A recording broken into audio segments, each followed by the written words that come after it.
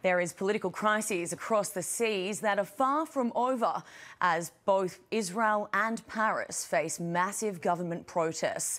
In Israel, around 700,000 people are estimated to have taken to the streets from all sides of the political spectrum, filling the streets for weeks to stop the controversial judicial reforms, giving the executive branch the authority to overrule any decisions made by the Supreme Court, which most Israelis say will destroy their democracy.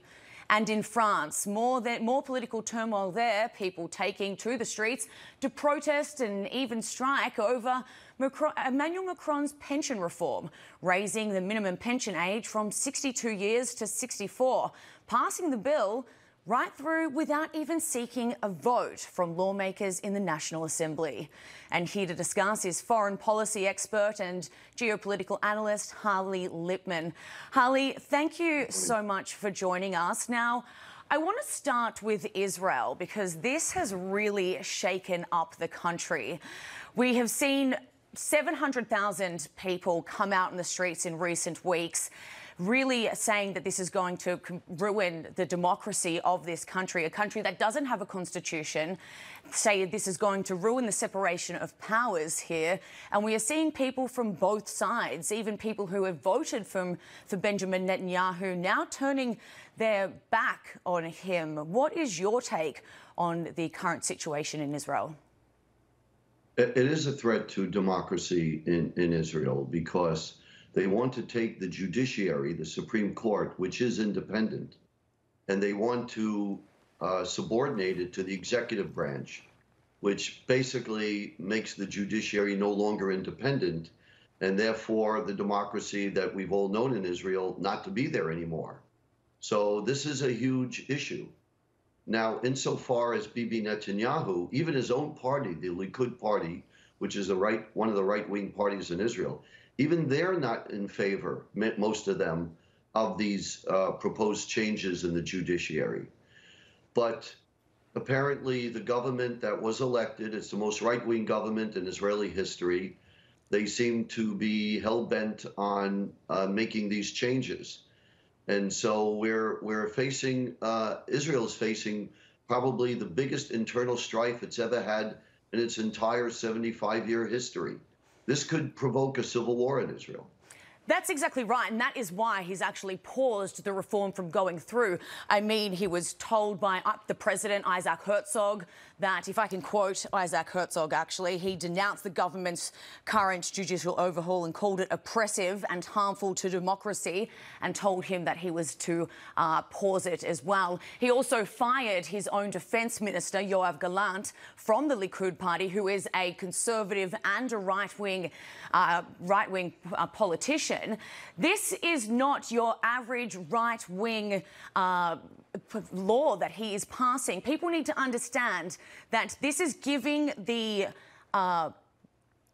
government the right to shut down any law made by the Supreme Court. Now, this is why people are upset about it. And most of the people that are out there voting are still right-wing people, still conservative people are upset about that. That really needs to be emphasised here, doesn't it? Yes, it is. Except for the very religious, the conservatives in Israel are alarmed as well. Bibi Netanyahu is the most left-wing person in his government, if you think about that. But you mentioned something interesting a moment ago where you said that Bibi fired his own defense minister, who's a conservative and right-wing.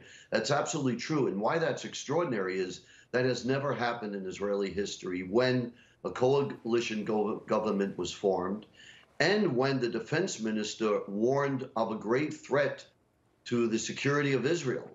When those two things happen, or even any one of them, a defense minister or any senior minister has never been fired.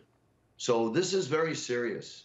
And absolutely. I really hope that they work this out in a way that preserves Israel's democracy, because you have people in that part of the world, people who signed the Abraham Accords, Arab nations that are moderate, that look at Israel now and say, we didn't make peace with a country that's going to begin to look like Hamas or the Taliban.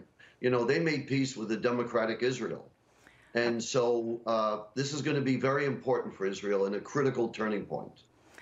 It sure is. But I wish I could continue this conversation with you, but I want to now turn to Paris, because Emmanuel Macron here has passed through a law that he didn't actually take a vote on from other lawmakers here.